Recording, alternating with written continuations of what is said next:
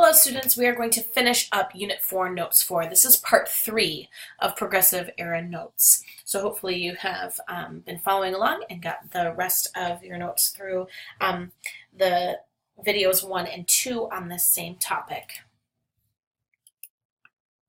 We talked about this in 6th grade. We talked about the era of Prohibition. Public support for a ban on alcoholic beverages, or prohibition, increased during the Progressive Era. The idea was that banning alcohol would help alleviate problems that was associated with drunkenness.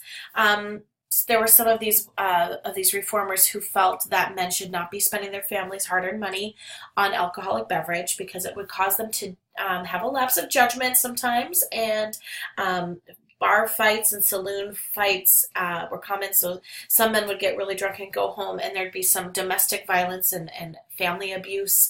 They wanted to protect families from that. Some of these men were working hard to support their families, and would go and drink, and then would continue to drink and spend their family's money on alcohol instead of on things that their families needed. So some people felt that alcohol was the evil and that it was too enticing, and that if we banned it, then we could save these families from facing these struggles. Okay, so the problem was some progressives felt that alcoholism was a growing problem. Husbands would drink away a family's hard-earned money, and that could lead to violence. Many people felt the nation's grains shouldn't be used for making alcohol. So the solution was the temperance movement worked to close saloons and succeeded in getting the 18th Amendment passed to ban the making, sale, and transporting of alcoholic beverages. This group of reformers made a big deal when the United States actually joined in World War I.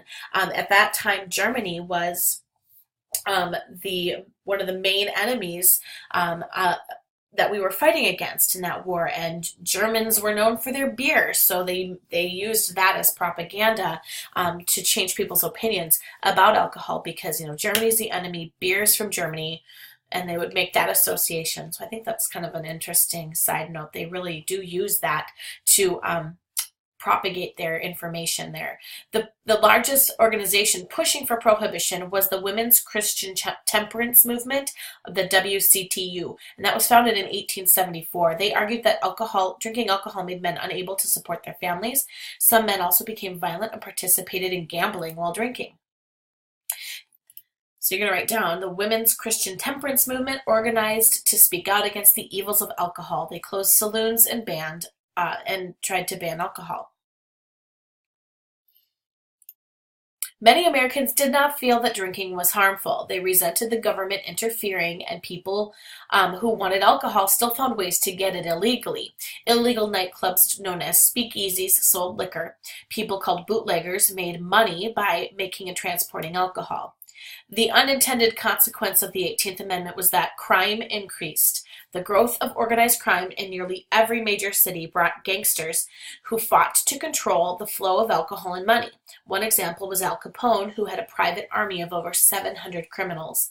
We talked about this in 6th grade quite a bit. We did a history mystery where we had to discover who had kidnapped banker Alfred Bremer. Okay, by the late 1920s, it was evident that prohibition was a failure. It was repealed by the 21st Amendment in 1933.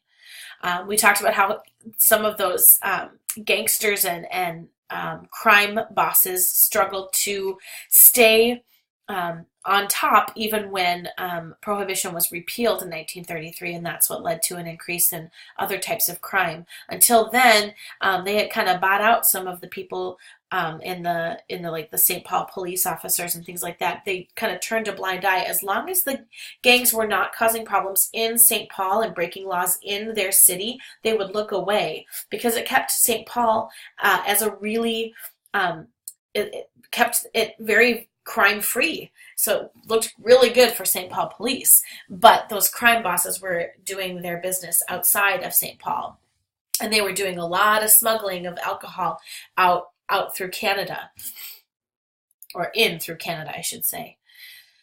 Lastly, whoops, this one is already shown. It's not supposed to be up yet. I'll have to fix that later.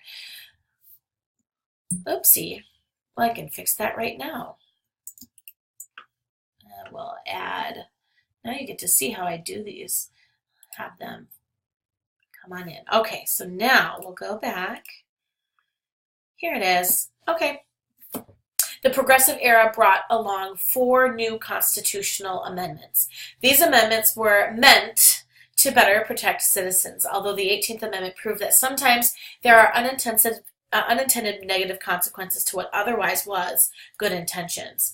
So in 1913, we had the 16th Amendment, and this gave power to the federal government to set an income tax. This is going to help progressives because in order for the government to fund some of these progressive ideas and plans and laws, they were going to need more money to make those things happen.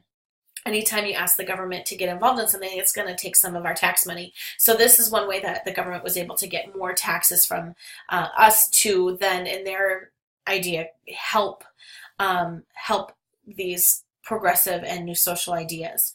Okay, we took it from our income. Otherwise, before that, we just paid a tax on what we spent. So now we are getting taxed on what we earn as well as what we spend. The 17th Amendment was passed in 1913, and this changed the way that senators were voted in each state.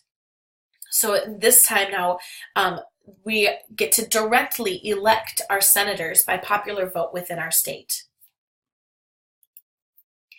1919 to 1933, we saw the implementation of the 18th Amendment, or the Volstead Act, named after Volstead, the Minnesota senator who helped get it passed. It banned the making, sale, or transporting of alcoholic beverages, and it was repealed, like we said, in 1933.